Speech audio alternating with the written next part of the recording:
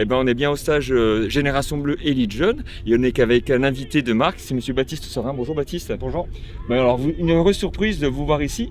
Donc, je pense que c'est autant sympathique pour vous que pour les jeunes d'être là. Qu'est-ce que ça vous remémore comme souvenir de voir cette jeune formation ici présente?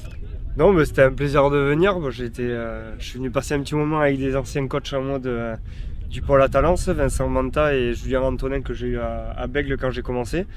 Non, ça me rappelle de bons souvenirs parce que ce sont des moments que j'ai vécu quand j'étais plus jeune.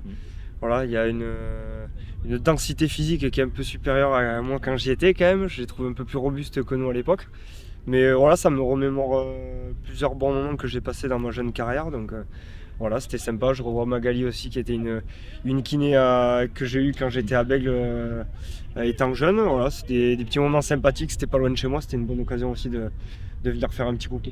Alors, on a vu un stage très complet. Donc on a la chance, grâce à une saison de Valley, de pouvoir vivre tous les moments de vie de ce stage.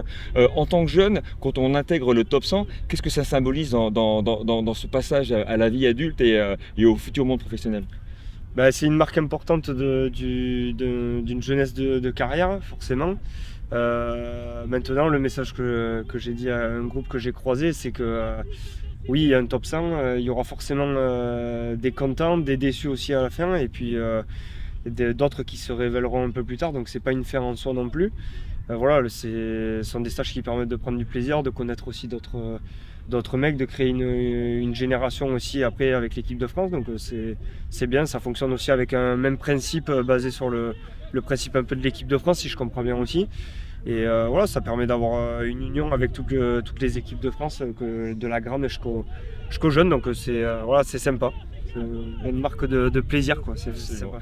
Dernière chose, Rec, on parle d'un triple projet dans ce stage, le projet scolaire, le projet sportif, mais aussi le projet citoyen. Donc avec ce fameux esprit bleu qui est au cœur du projet, cet esprit bleu qui est vraiment riche de valeurs fortes. Est-ce que pour vous, c'est aussi quelque chose de marquant et d'important à ce moment de la formation des joueurs?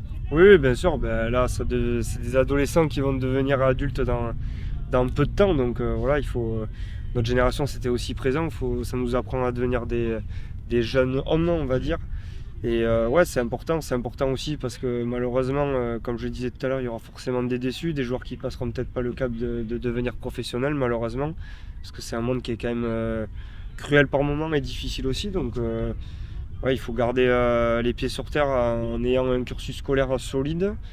Ça nous apprend aussi à devenir des hommes parce que les valeurs de rugby prônent aussi les valeurs d'humanité, de respect et voilà, de collectivité aussi, donc c'est ultra important.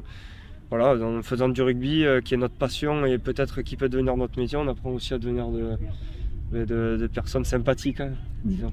Vous êtes de parfait exemple. Merci Baptiste. Merci.